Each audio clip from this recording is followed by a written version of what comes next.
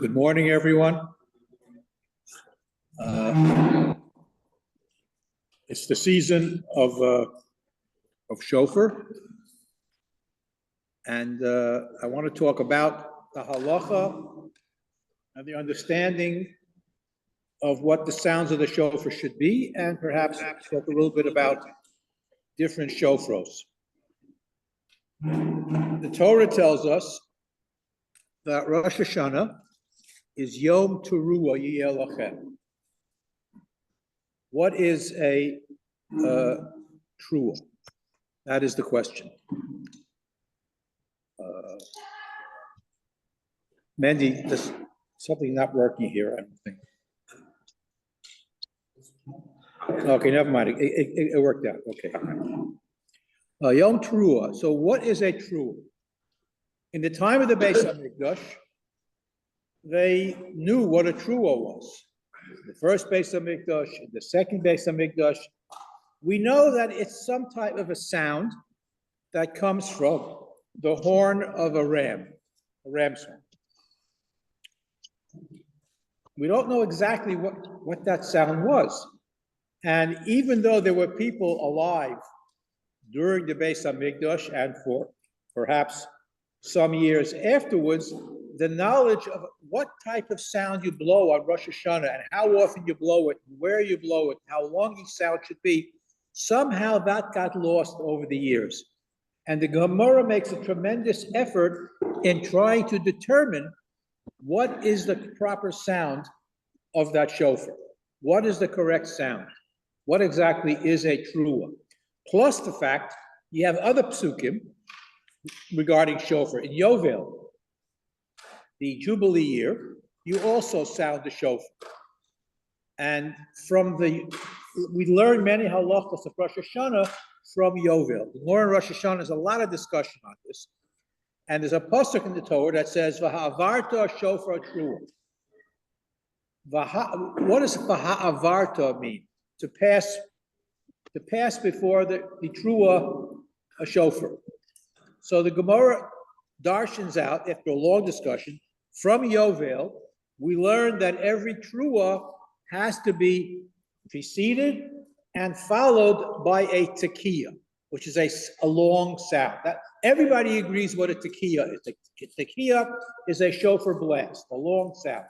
So we know that every Teruah has to be preceded and followed by a tekiah.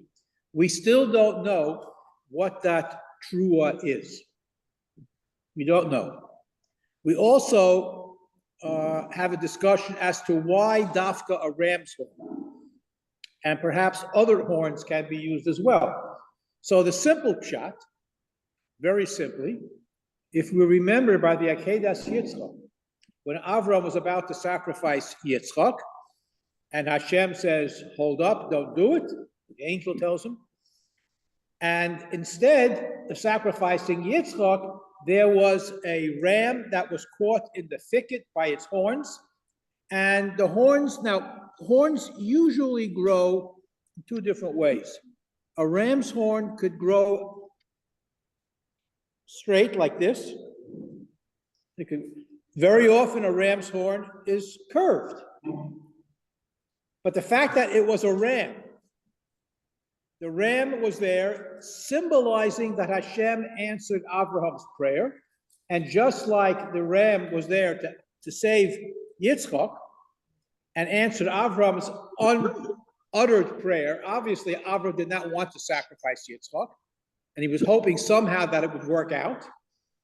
What Kierkegaard calls that famous leap of faith. So we also use the horn of a ram. Hashem should answer our prayers. That is the first assumption. So whether it's a straight one, whether it's curved, but it should come from a ram. Now, the Gemara goes on and says, even though a ram is preferable, because that is the symbol from the Torah, nevertheless, any horn is acceptable, provided it is not the horn of a cow or a calf. for a very simple reason, obviously. The Gemara uses a beautiful expression, Ein kateger nase saneger. The prosecuting attorney cannot become the defense attorney. A cow's horn, or a cow, like calf, a cow's horn reminds you of the Egel Hazav, the golden calf. So we don't want to remind Hashem at this crucial moment about that great sin. So we don't use, even though cow's horns are not really horns, but cows have little horns, whatever. So you could use any other kosher animal, which gave room to use other kosher. For example, if you've ever been to Ein Gedi, by the Dead Sea, you have a lot of mountain goats. All right, this is a horn from a mountain goat. They grow about 3 times longer than this, but I couldn't fit it in my suitcase. But this is a mountain goat, and again, and they grow straight. They go straight out, and they're very, very long, some of these goats. Now, other animals, for example, in Yemen, they several centuries ago, an animal called a kudu, a type of ibex or antelope, was introduced into Yemen, and they have these very ornate curved horns. I'm just putting the screen in, all right? And in Yemen, they have and this is a smaller version, they have bigger ones. And this is what they use in Yemen, that's their minhag. But any kosher animal is acceptable to be used for the shofar sound. Now, as I said before, everybody knows what a tekiah is. We don't know what a teruah is. So there are several machlokim in the Gemara. It's some type of a wailing sound. But wailing or crying has 2 different aspects to it.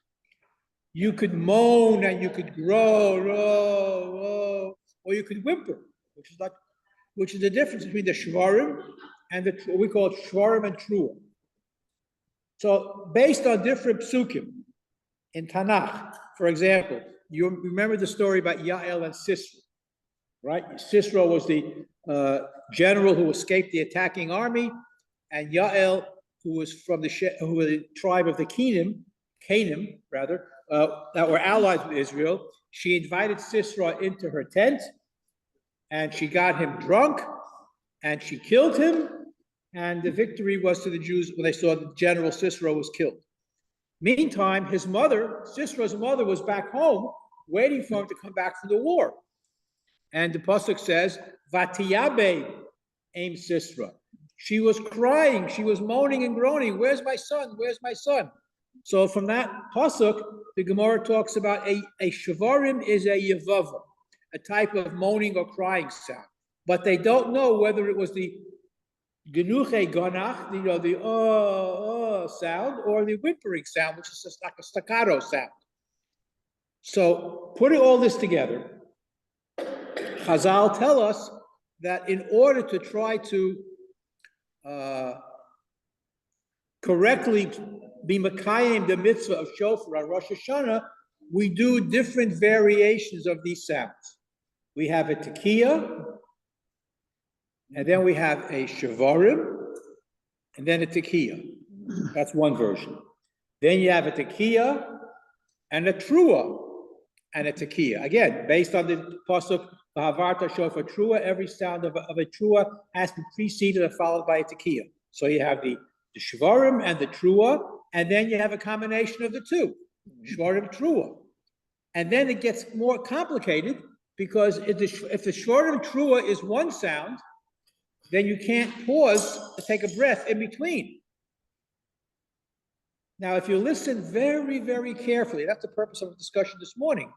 When you're in shul, hopefully you have somebody in shul who knows the halachos, who does it properly. And for many years, we had Rabbi Gershon doing this. And you'll notice that in the tekiyos, before the Shmona Esrei, the tekiyos to Miyushav, the shvarim trua is blown with one breath.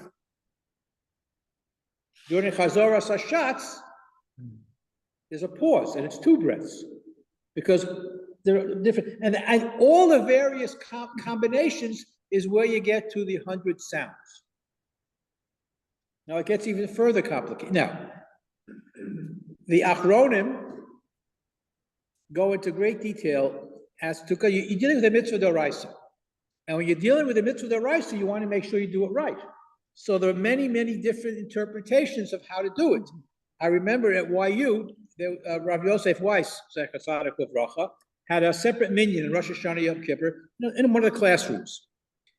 And he was very medayek, and he wanted to be yotzei every single possible view as to what is a proper shofar blowing. And they blew like 200 blasts. They finished davening, and then they blew another couple of sets, just to make sure they were doing it right. Because again, you're dealing with a mitzvah d'oraisa. Now, that is the order, shvarim, trua, and how you, but even how you blow it. What should a tekiah sound like? Now, I'm not casting any aspersions on anybody, but if you're doing it right, a tekiah is a straight sound. There's no hook on the end. Again, I'll try to demonstrate.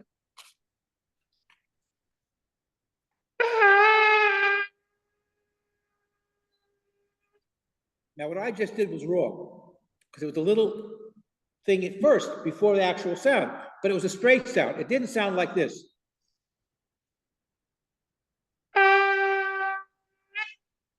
That hook on the end shouldn't be there. Because that is not what the Gemara calls a kol poshut. That's not a straight sound. It has to be a straight tekiah with no hook on the end. Further complicating it is the teruah. You'll hear, I mean, the shvarim. You'll hear different types of shvarim. A regular shever.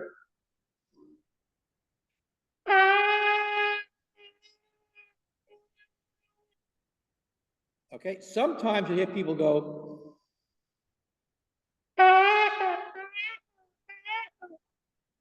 So that's a little different type of a shever, and it may not be correct, but all these different things go into the sounds of the shofar. So it's not a simple blowing of the shofar. You have to know what a tekiah is, what a trua is, whether it's one breath or two breaths. Now, Reb Chaim Brisker was very, very much opposed to the hook on the end of the tekiah or the shvarim. It's just plain sound. You don't have to embellish what the Torah tells you to do. And because it's, as I said, it's a mitzvah d'oraisa, you want to do it right. And the person who blows the shofar should be a person that knows the halachos and has the proper kavanos. Now, there are, in Kabbalah, you have a whole literature of what the Baal Tokeya should have in mind as he's blowing shofar.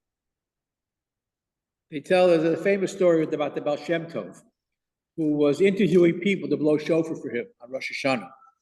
And he asked each one, what do you have in mind when you're blowing shofar? And this one gives him this esoteric thoughts and this kavana, all these different things. Finally, he comes to a guy and he says, what do you have in mind when you're blowing the shofar? And he says, I have in mind that I could feed my wife and children from the money I'll get from blowing shofar. He says, that's the guy I want. Or you can have all types of highfalutin thoughts about what you have in mind, and there are many what they call kavanos. There are books of intentions for every possible Jewish act that we do, and and you'll see in the siddur, by the way, and this is an unfortunate thing because as a wise person once said, the drucker is nishtam paisik. The publisher is not the final arbiter of halacha. And if you look in most machzorim, you have all these yehi ratzons and names of angels. Don't say it. Just sit there or stand there and listen to the sound of the shofar. Don't let anything interrupt that mitzvah d'oraisa. It got in there because in certain places in Eastern Europe, and most of our machzorim are adapted nusach of Russia or Poland, and they have these extra kavanos, extra tfilos, that kind of the Hasidic movement influence that it be included in the machzorim. Don't say the hiratzos. And some of them even have names of angels in them. If you look in your machzor, don't say it. Just Stand there, focus, listen to the sounds of the shofar. And if you have a good Baal Tokeya who knows the halachos as well as knows how to blow shofar, then you'll be fulfilling the mitzvah min haTorah. Depending on, again, which shofar you use is irrelevant. It would probably be preferable to use a ram's horn because that's where the whole tradition started. But if you use an antelope's horn or a goat's horn, you also, you could be yotzei the mitzvah. Yeah. Question, just out of curiosity, nothing to do with Rosh Hashanah and Kippur, but through the wars of Bnei Israel and all that, when someone would blow the shofar to get to announce or to, like time to go or time to get ready for war or whatever, was that just like a blast? That wasn't any specific sound? Yeah. Was it a specific form? When the army is charging, whoever blows shofar,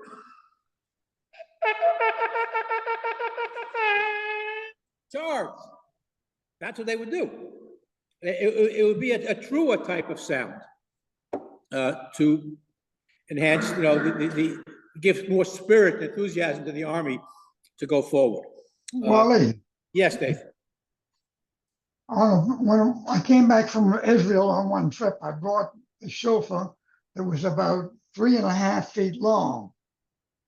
And Like this one, right? that's right, exactly. But it had a different sound. Yes. And it sounded more like when they blow the shofar for Shabbos in Yerushalayim. Well, depending on how they drill the holes, the size of the hole can influence the sound. It could be a low sound, it could be a high sound. Sometimes depends on the person who's blowing it. I think the word is if you play the trumpet, it's called an embouchure, where you purse your lips, because if you blow hard, nothing will come out. When you blow the shofar, you purse your lips to make the smallest hole possible. A poo poo poo sound.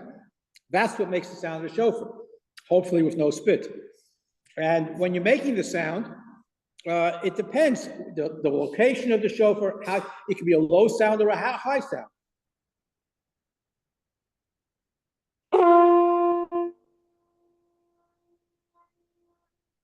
That's a pretty low sound.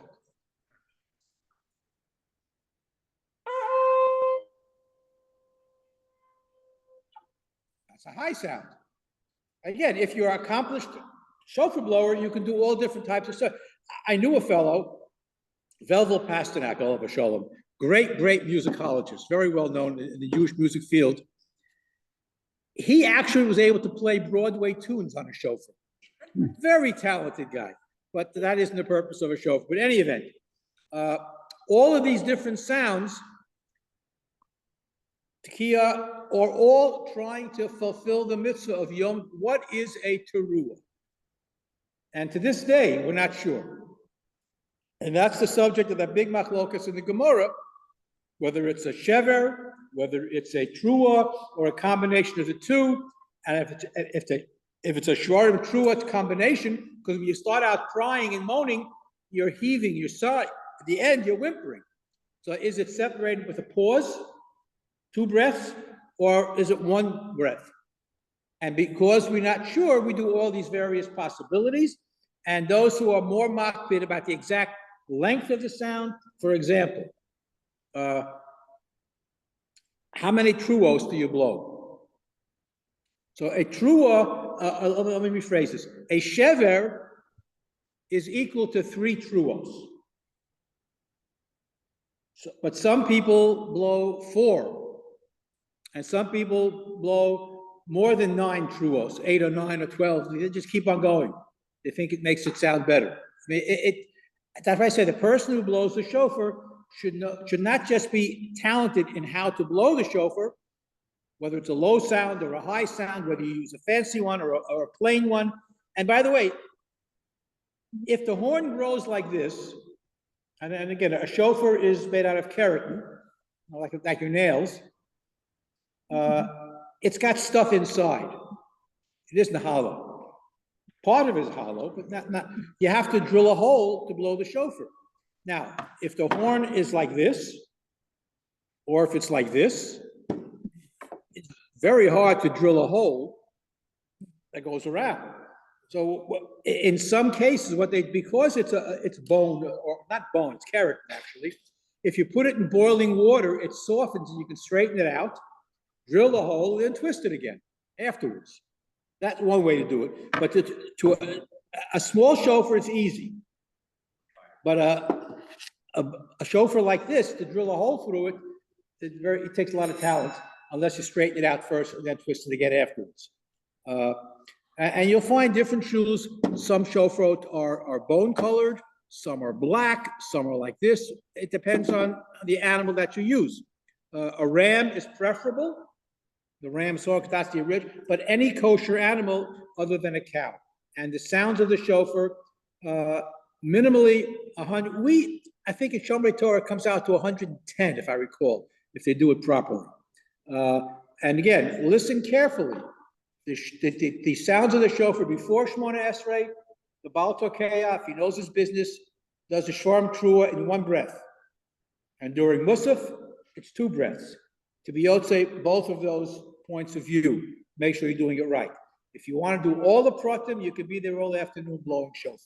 The bare minimum is the first 30 that you hear before Shemona Esrei. Those are the most important. So make sure that your wives and children are in shul at that time. Yeah. Can the shofar be decorated No. Shofar cannot have the Gemara specifically says you can't have a mouthpiece on it or any kind of, I mean, if it's painted, it doesn't affect it anything. But nothing should affect the actual sound of the shofar. So if it's like, for example, the shofar doesn't grow with these ridges on it. That was cut into it, make it a little more decorative. Some shofars, depending how they grow, have all kinds of extra things on them. But when it's external to the shofar itself, but you can't put anything on the mouthpiece. That's the important part. Someone gave us a gift a while ago, a shofar with a little silver plate on it. Again, if it's on the outside, it's less of a problem, as long as the mouthpiece is the original and there's nothing interfering with the sound of the shofar. But again, by coating it, you are affecting the sound. So a shofar should be as plain, unadorned, naked shofar, plain. It could be, this is about as plain as you can get. This is also just a plain shofar, how it grows. But then, and again, this is also, this is from a goat, and the rough surface, this is the way it grows. This is also the way it grows, polished a little bit. But once you start adding all these fancy things to it, mouthpieces and silver coated, that will affect the sound, and that would cause a halachic problem. I'm sorry? Can I blow this? Sure.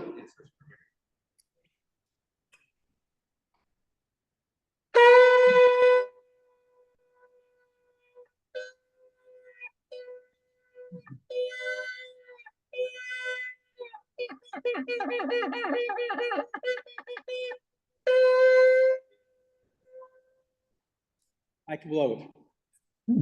I mean, again, if you could blow a shofar, you can blow any shofar.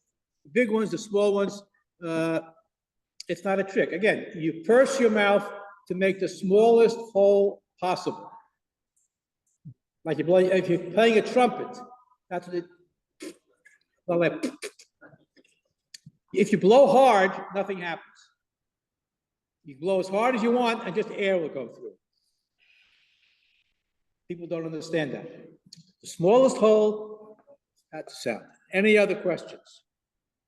Okay, but this topic involves a tremendous amount of discussion in the Gemara Maseches Rosh Hashanah based on psukim, and it's unfortunate. There are many traditions that were passed down that we still have. Yet this particular tradition of what is a teruah somehow got lost in the midst of the ages, and we don't know. And that's why we do all these different combinations. In the time of the Beis HaMikdash, they had 9 blasts of the shofar. That was it. They were finished. Tkiya, Shvarim, Tkiya, period. But Tkiya, Trua, Tkiya, and that was it. The trua is the only sound. Now, what is a trua? And that's why we got expanded to 100 blasts, or a little more than 100. If you do all different variations, how many breaths, how many sounds, so forth. So make sure you're in a minyan where the Baal Tokeya has reviewed the halachos with the rabbi and he knows what he's doing, and is not just musically competent, but halachically competent as well. Okay? That'll do it for today. Have a good blow. A good blow. Sorry. All right. Thank you, Wally. Have a good day, everybody. Have a great one. Thank you. Finish breakfast.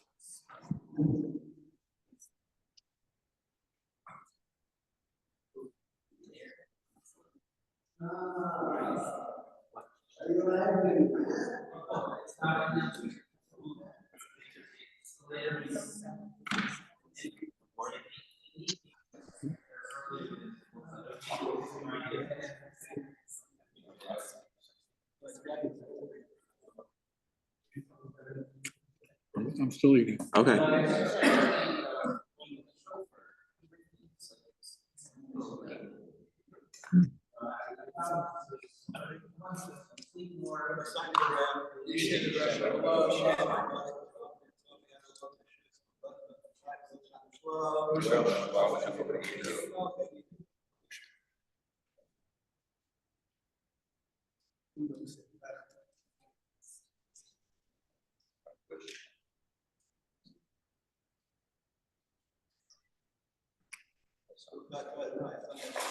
Amen.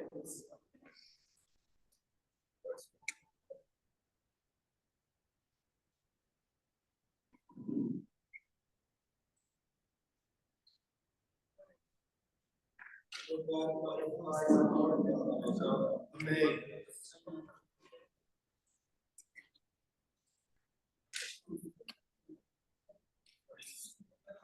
Идется это шоковый стол.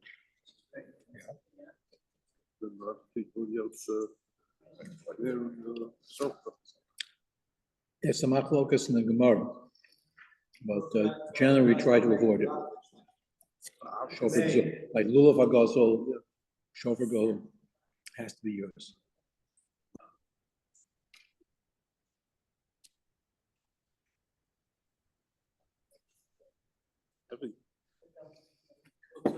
Just a small one. Yeah.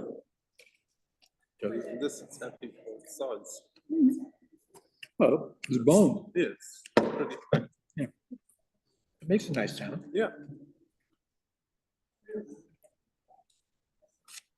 Again, depends if you know what you're doing. You can get a low sound or a high sound. That I haven't seen before. That's, usually the bigger the shofar, the lower the sound. Not necessarily. You can get both high and low. Learn something every day. Yeah. And you don't real or ear. I mean, you can hear it, different sound.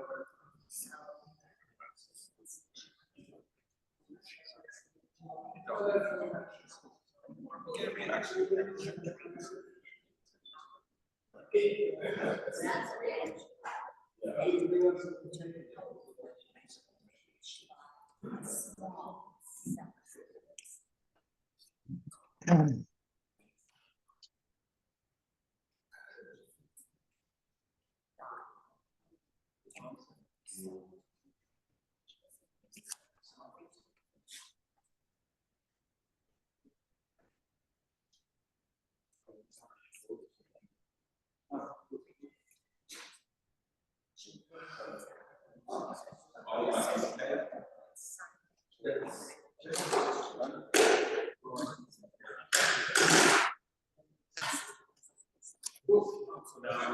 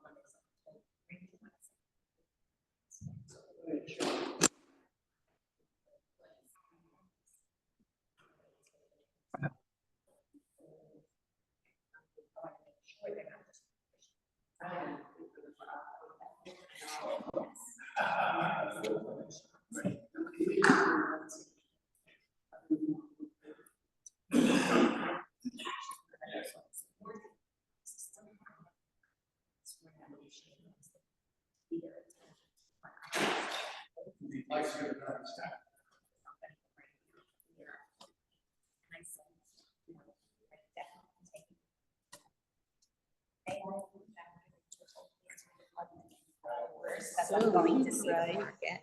And then I said, thank you. And then I said, are you leaving tipping money? And she said, yes. She said, oh, okay. So they both said, thank you very much, Ariel. And then we signed up. We agreed.